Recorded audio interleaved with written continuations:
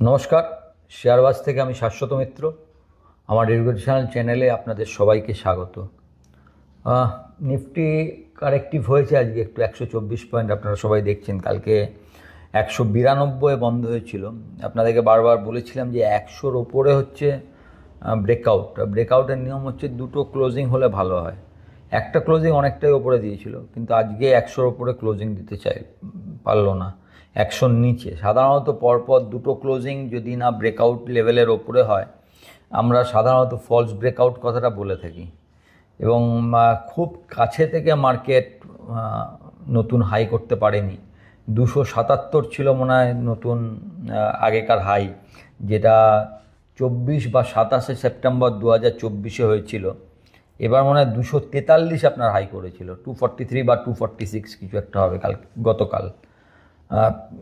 এখন দেখতে হবে হচ্ছে কালকের আমেরিকার ট্রেডটা। আপনারা জানেন, যারা আমার টেলিগ্রাম চ্যানেলের সঙ্গে যুক্ত আছেন তারা জানেন, রাতের বেলায় জানেন যে আমেরিকা কালকে সকালবেলা 700 পয়েন্ট প্লাস থেকে প্রায় 400 পয়েন্ট নিচে বন্ধ হয়েছে। মানে ওপর থেকে ফ্রম দ্য হাই প্রায় 1100 পয়েন্ট নিচে। এবং ইনে হুইস্কার প্রথম যে পড়াটা পড়েছে না, সেটা খুব তাড়াতাড়ি 1000 পয়েন্ট পড়াটা মানে একদম চোখে দেখা যায়নি আর কি, এতই তাড়াতাড়ি পড়েছে। আমরা বলি না ইনে হুইস্কার, মানে হঠাৎ করে পড়ে যাওয়া। তা আপনি ভাবুন একটা অত বড় ইন্ডেক্স, এবং শুধু তাই নয়, ন্যাসড্যাক, S&P সবই প্রায় 2%, 3% হাই থেকে 2% মাইনাসে গেছে। এনভিডিয়া আপনি চিন্তা করুন 5% প্লাস থেকে 3% মাইনাস। মানে এআই নিয়ে লোকের যে উন্মাদনা, যে এআই এত ভালো রেজাল্ট করেছে ওপরে যাবে, মার্কেট সেটাকে বিশ্বাস করছে না আর কি। মার্কেট ভাবছে না, এআইয়ের ভ্যালুয়েশন ঠিক নেই। যেরকম আমি একটা রিপোর্ট পড়ছিলাম, সেই রিপোর্ট বলছে আপনার এনভিডিয়া এখন চলছে $170-72 ওদের ওখানে। ওরা বলছে এর ফেয়ার ভ্যালু হচ্ছে $81। মানে বুঝতে পারছেন, 50%-এরও নিচে ফেয়ার ভ্যালু বলছে। এটা বিভিন্ন, আপনি জানেন এই মার্কেটে আপনাদের একটা কথা মনে রাখবেন, একই সঙ্গে দুটো মত সবসময় চলে। একই জায়গায় একই অবস্থায় একজন বলছে নিফটি কেনো, একজন বলছে নিফটি বেচো। কারণ এই দুটো মত যদি না হয় কোনোদিন কাজই হবে না। সবাই যদি নিফটি কেনো বলে, কেউ বেচার না থাকে, তাহলে তো মার্কেটের কোনো ট্রেড হবে না, তাই না? আবার সবাই যদি বেচার থাকে, কেউ কেনার না থাকে, মার্কেটে কোনো ট্রেড হবে না। তো সেটা তো নয়, সবসময় দুটো মত চলে। তো একটা মত আমেরিকার ভ্যালুয়েশনের ক্ষেত্রে বলছে, ধরুন আমেরিকার জিডিপি হচ্ছে $25 ট্রিলিয়ন। আমি বহুবার আলোচনা করে আপনারা এতদিনই জেনে গেছেন। আর আমেরিকার মার্কেট ক্যাপ হচ্ছে প্রায় 70, এখন কমে মনে হয় $68 ট্রিলিয়ন হবে, মানে নিয়ার অ্যাবাউট 3 টাইমস। তা বলছি যদি এআই স্টকগুলো আমরা বাদ দিয়ে দিই, এআই স্টকগুলোকে যদি সরিয়ে দিই, এআই স্টকগুলো যেগুলো বেড়েছে, যেন একা এনভিডিয়া 5 ট্রিলিয়ন এবং ওদের আর যা যা আছে সব মিলিয়ে, এআই স্টকের ভ্যালুয়েশন বাদ দিলে America is not that expensive. এটা অনেকের মত, কিন্তু এই মত তো সাবস্ক্রাইব করার মতো নয়। কারণ আপনি যদি 2008-এর আমাদের হাই দেখেন, ফিউ স্টকই বেড়েছিল। সব স্টক, অল দ্য বোর্ডের স্টক, মানে পুরো একটা সেক্টর কোনো না কোনো হাইতে কোনো একটা সেক্টরই চলে, তাই না? যেরকম পিএসইউ চলছে এবারে, তো কোনো একটা সেক্টরই চলে, এবং সেটা এবার ওটা এআই চলছে, এআইকে বাদ দিয়ে এটা হয় না।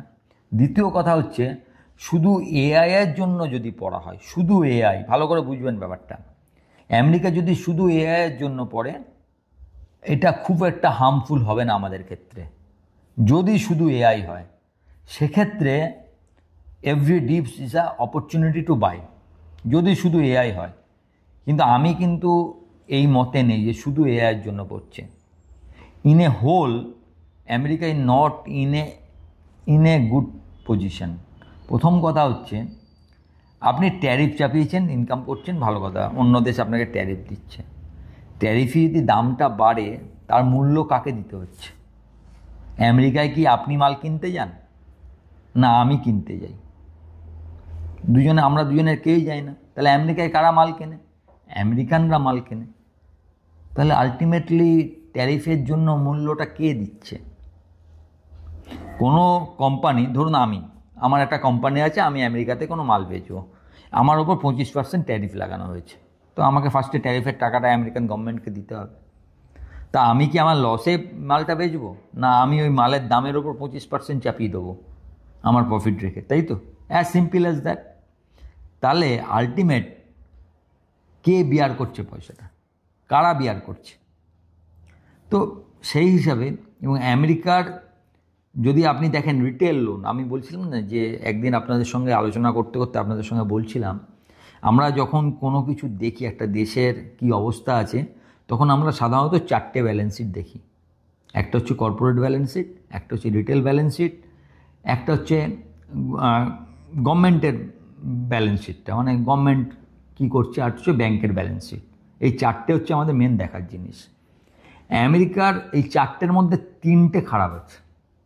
আপনি যদি দেখেন রিটেলে আনসিকিউরড লোন মানে হিউজ একটা হাইয়েস্ট লেভেলে গেছে আনসিকিউরড লোন।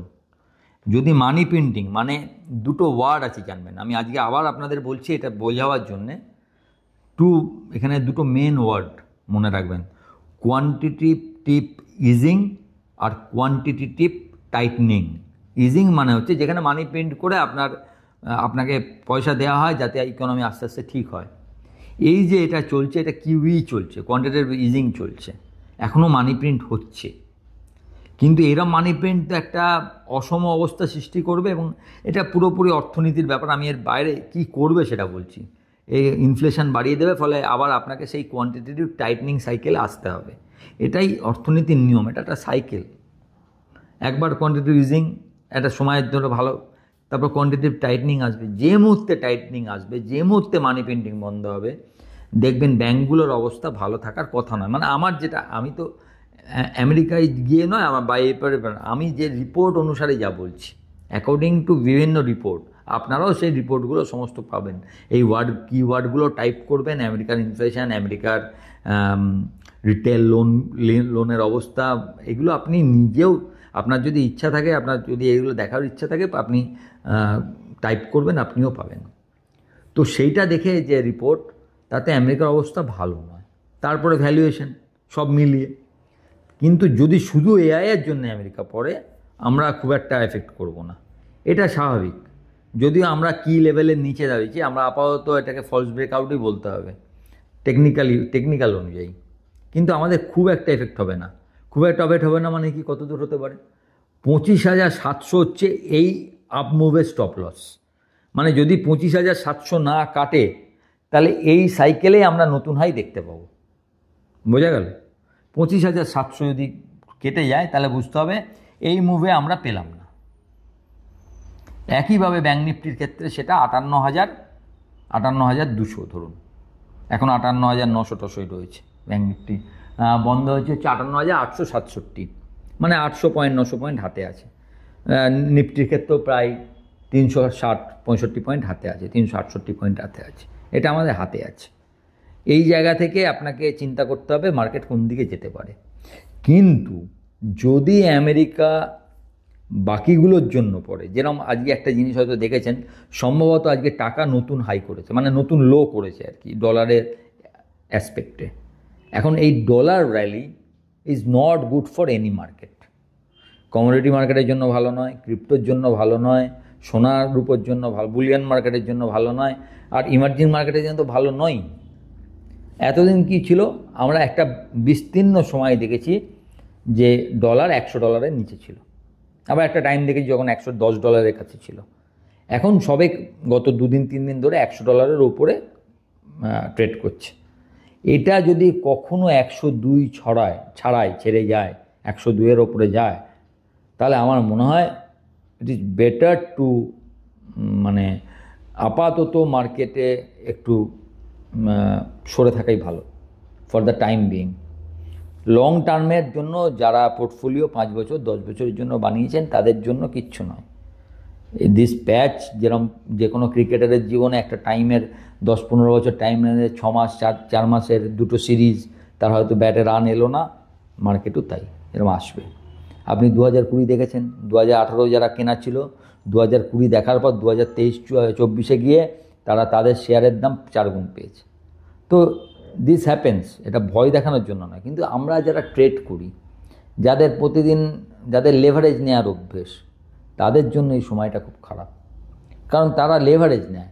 ধরুন আপনি ওই ব্যালেন্সে টাকা কেনেন, সমস্ত কোম্পানি দেয় না, কিসব মার্জিন ব্যালেন্স না কিসব বলে, ওই সব ব্যাপারে আপনি টাকা নেন, তো আপনার তো পড়ে গেলে ইউ হ্যাভ টু পে। যদি টাকা না থাকে তাহলে লস হবে। তো সেই লেভারেজগুলো আপনারা কমিয়ে রাখবেন।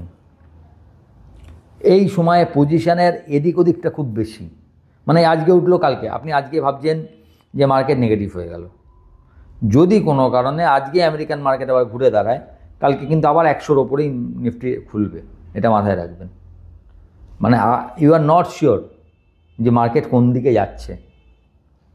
আপনি কালকে অবধি আপনি পুরো আনন্দ ছিলেন যে আজকে হয়তো নতুন হাই দেখাবে, আমি সাসপিশাস ছিলাম, কিন্তু আমার ট্রেড করার মতো সাহস ছিল না যে উল্টো দিকে আমি ট্রেড নেব। I have not taken. তাহলে তো আমি উল্টো দিকে 240-এ উল্টো দিকে ট্রেড নিতাম, আমি নিতে পেরেছি। বলা এক কথা আর ট্রেড নেওয়া আর এক কথা, কারণ তখন আপনি নিলে যদি ওটা কাটে আপনার নিজেকে বোকা মনে হবে। এই জায়গায় কেউ ট্রেড নেয় উল্টো দিকের? আমি দেখতে পাচ্ছি মার্কেট ভালো। একই ব্যাপারে আপনি এটা শুধুমাত্র কি না, একটা ব্রেকআউট লেভেল যেটা করেছিল তার নিচে বন্ধ হয়েছে, বাট আপনি এটাকে নেগেটিভ করার জন্য রাইট জায়গা সেটা বলতে পারবেন না। One day only. হ্যাঁ, গতকালকে যদি আবার নিচে বন্ধ হয়, সেরকম যদি কোনো নিউজ আছে তখন সেটার মতো বলা যাবে। ইটস টু আর্লি টু যে বলে দেওয়া যে না এখানেই সব করে দিন, এসব বলা যাবে না। কিন্তু একটা কথা বলা যাবে যে আপনাকে এখানে সতর্ক থাকতে হবে। টাইট স্টপ লস, যেটা স্টপ লস আপনি ভেবেছেন যেটুকু আপনি সহ্য করতে পারবেন, সেই স্টপ লসে আপনাকে কাজ করতে হবে,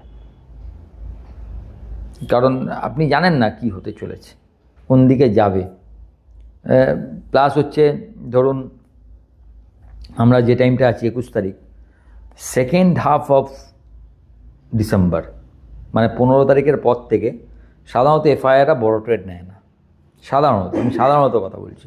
এখনকার দিনে অবশ্য সবাই এই ট্রেড হয়ে গেছে, আগে থেকে ফিট করে রেখে কী করবে আমি জানি না, কিন্তু আগের বছরও একই আমি জিনিস দেখেছিলাম। এফআইআর অনুপস্থিতিতে কম হলে কি হতে পারে, আমাদের ফান্ডগুলো তো পজিটিভই রয়েছে। দেখবেন আজকে সকালেও ওই জন্যে টেলিগ্রামে একটা কথা লিখেছিলাম, যারা আমার টেলিগ্রামে যুক্ত রয়েছেন তারা জানেন।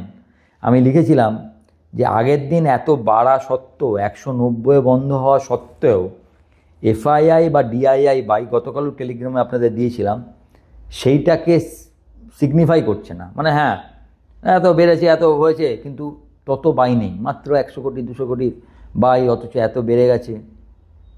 তার মানে কি, এফআইআই ছাড়াও অন্য লোকেরা এটা নিয়েছে। কারা নিতে পারে? রিটেল নিতে পারে, আমার আপনার মতো, যারা খুশি হয়েছে হ্যাঁ কালকেই হবে, কালকেই নতুন হাই মানেই হচ্ছে তারপরে স্কাই ইজ দ্য লিমিট, সবই তাই। নতুন হাইয়ের পর তো তাই, আনচার্টেড টেরিটরি মানে কি, ব্লু স্কাই জোন আমরা বলি। আমাকে বলতে হবে, যা দেখবো সেটাই বলতে হবে। তাই জন্য বলেছেন, ওইখানে আমার একটা ধন্দ লেগেছিল, তাহলে কিনলো কারা? রিটেল কেনেনি তো, নাকি এই চেনাই কিনেছে, নাকি এই ধরনের কেনাগুলো হয়েছে যেগুলো লেভারেজ বাইং, মানে 1 টাকার এগেনস্টে 4 টাকার কেনা। লেভারেজ বাইং যেমন সবসময় ভয়ের, যদি ওই লেভেলে লেভারেজ বাইং হয় তা অল্প পড়াতেই তো কী হবে, আপনাকে বেচে দিতে হবে, আপনি তো ভয় পাবেন যে আমার তো টাকা নেই, আই কান্ট পে, তো I have to take the loss and sell the script. এই জায়গাটাই হচ্ছে রিস্কের জায়গা। ওই ভয়টা আমি কালকে পাচ্ছিলাম, কিন্তু সেটাই এখনই বলার টাইম আসেনি। অন্ততপক্ষে আরও একটা ক্লোজিং যদি 26,000-এর নিচে দেয়, সেক্ষেত্রে আপনাকে ভাবতে হবে যে আপনি 700 অবধি দেখবার মতো টাকা রসদ আপনার কাছে আছে কি না, না এখানেই আপাতত ট্রেডিংটা আপনার ছেড়ে দেওয়া উচিত। তো সেই ডিসিশান নিতে হবে। বিশেষ করে আজকের মার্কেটটা আমি সকালেই লিখেছিলাম, দেখবেন আরেকটা কথা, যে নিফটির আজকের এসপার ওসপার, কারণ পরপর দুদিন যদি নিফটি 100-র ওপরে ক্লোজিং দিতে পারতো, তাহলে আমি ধরে নিতাম যে it's breakout, eventually it will go to the high. যদিও যে কোনো কিছুর এখানে কোনো নিয়ম নেই। মার্কেটের একটা মজা হচ্ছে, মার্কেট নিয়মের ব্যতিক্রম সবসময় হয়ে থাকে। তো নিয়ম আমি বলতে পারবো না এটাই নিয়ম, এটা সূত্র, এটা মানলে তুমি সবসময় পয়সা পাবে, এরকম কোনো নিয়ম আজ পর্যন্ত করা হয়নি। যেটা বলার সেটা হচ্ছে আপনাকে এই জায়গাটা একটু সাবধান থাকতে হবে। ট্রেড কম করবেন, আপনি যত পারেন স্ট্রিক্ট স্টপ লস রাখুন, কিংবা 2-3 দিন ওয়েট করুন। নতুন কিছু কেনবার আগে তো অবশ্যই ওয়েট করুন, দেখুন যাক না, মার্কেট নেই 200 পয়েন্ট ওপরেই কিনবেন। যদি নতুন হাই করে, তখন যদি মনে হয় যে নতুন জায়গায় যাচ্ছে, তখন কেনা যাবে। আমি আজকে বলেছিলাম একটা আপনাদের সঙ্গে প্রশ্ন উত্তর সেশন করব, কিন্তু মার্কেট যেভাবে বন্ধ হলো তাতে ওটা শনিবার বা রোববার যে কোনো একদিন করে দেবো। আমি কোশ্চেনগুলো আপনাদের দেখেছি, কিন্তু আমি এইটা আমার মনে হলো বেশি জরুরি, তাই ওই ভিডিওটা কাল বা পরশু যেদিনকে সময় পাবো করে দেবো। আজকে আপনাদের মনে হলো আপনাদের সঙ্গে একটু এই ব্যাপারে, মার্কেটের ব্যাপারে কথা বলা ভালো, সেই জন্য মার্কেট নিয়ে কথা বললাম। ভালো থাকবেন। ভিডিওটা ভালো লাগলে একটু লাইক, শেয়ার এবং যারা প্রথমবার দেখছেন সাবস্ক্রাইব করবেন। নমস্কার।